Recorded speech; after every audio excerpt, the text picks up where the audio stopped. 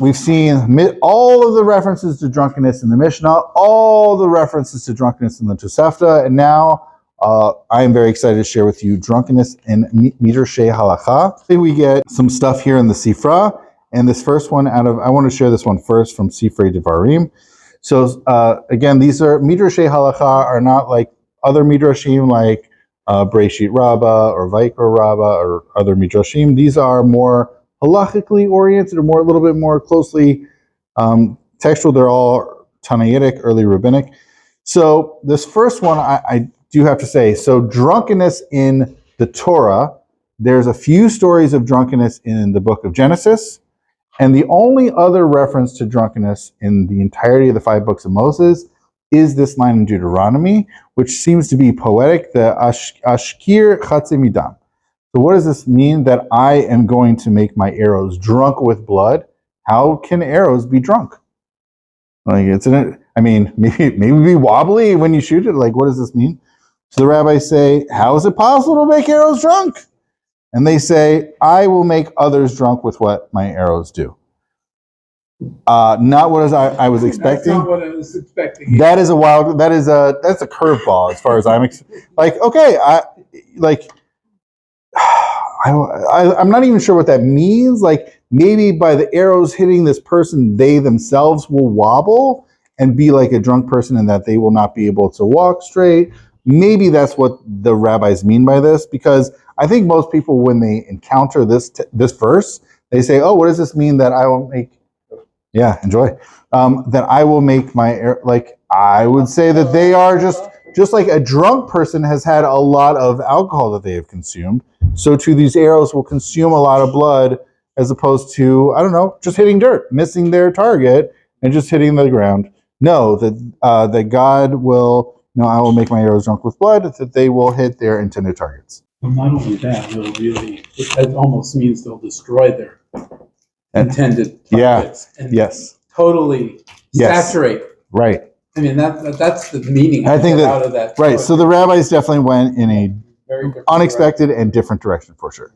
After having said that I do not understand what's going on with this text, I have actually a good understanding of this text. What the rabbis are perceiving in this verse from Deuteronomy is, it doesn't make any sense. How can arrows get drunk? What does that mean? It sounds poetic.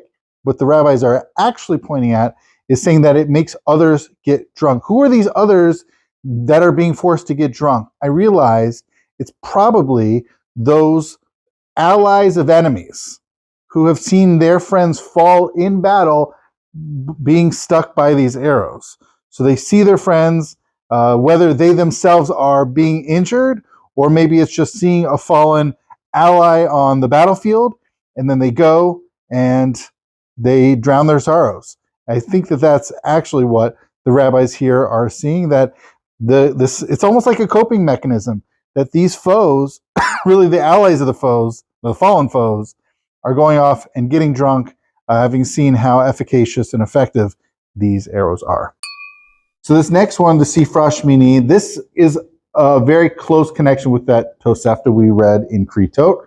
This is based off of, they say, Yayin v'shecher al tasht in Leviticus 10:9, that Kohanim, when they go to serve, shouldn't drink neither beer nor wine. Although, here's the fun thing. The rabbis, even though they know that shechar means beer, they know. But whenever they try to describe, they try to extract out from the Torah text anything about shechar, they always really, they do not translate it as beer, ever, which is just kind of a funny thing. So Rabbi Yehuda says, what is this wine don't drink? This tells me only of wine. Whence do I derive that it should also include all intoxicants that Kohanim should not serve under the influence? He says from beer. Now this is really shechar. So then why mention wine? Because wine makes one liable to death. All other intoxicants, that they are kol sha'ari hamashachrim ba'az hara. It's just, there's a warning. So basically, having wine to go and serve as a kohen, that triggers, that's the bad thing. Do not drink wine and go serve. But beer or really any other intoxicating beverage, you shouldn't do. You get a warning, but it's not the same level of transgression for Kohanim. Okay, so that's Rabbi Yehuda. Now, Rabbi Eliezer, he says, wine you shall not drink and beer you shall not drink.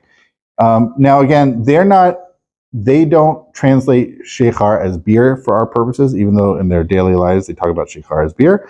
They mean something that is intoxicant, because hamashachri means that it intoxicates. He says, you shall not drink it by way of intoxication. But if you pause in drinking or diluted it, he is not liable. So Rabbi Eliezer, as I mentioned before, he is consistent, whether it's in Mishnah Tosefta here. If you dilute wine, it's not as potent, it's not as powerful. It's also the more civilized way of drinking wine. And so for him, if you dilute the wine, it's an out. It reduces the severity of the transgression of the Kohanim. But also if he paused in the drinking, right? We saw in the Tosefta, if you did one gulp of the wine, that's a problem. But in little sips, that reduces the severity. And so here too, and clearly that these ways of drinking it are the path to getting drunk, right? If you're just gulping it down or you're having it undiluted, that's how you get drunk pretty quickly. And that's what's going on here. And also, this is an explanation for what we read in the Tosefta, right? So that's one of the cool things about the Midreshei Halakhah is that they sort of show you the rabbis' ways of thinking that get into the Mishnah, that get into the Tosefta.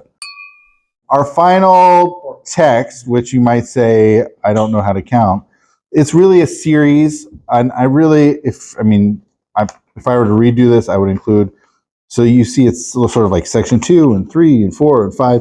Really, this whole 1 through 7 is dealing with the same thing.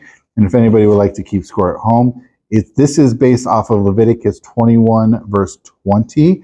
And it has to do with not able to bring an offering if it has a defect.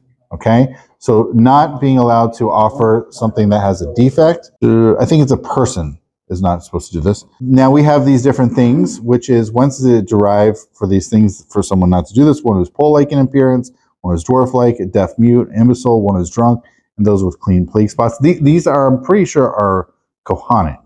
But once again, these are Kohanim that are not supposed to be, these are blemishes for Kohanim. But one of these is drunk. This is a drunk Kohen. I'm not going to go into all this.